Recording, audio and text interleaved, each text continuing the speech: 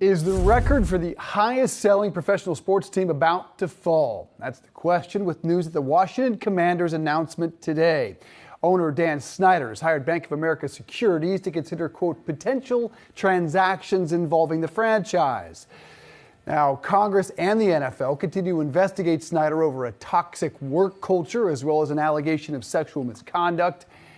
Snyder has already been fined $10 million by the league.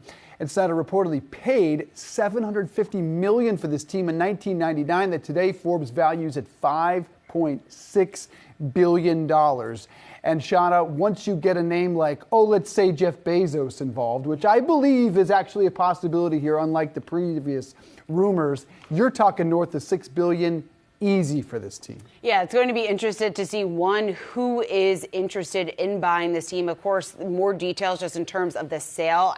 We don't have those yet, so I think that's going to be critical just in terms of identifying a potential buyer. But that value is really incredible. You mentioned the fact that now it's worth, Forbes estimates it's now worth $5.6 billion. Snyder has owned the team since '99. He paid $800 million for it. That really speaks, Rochelle, to the astronomical rise that we have seen in the value of teams in the NFL, and certainly this getting a lot of attention. And it will be interesting to see who exactly gets involved.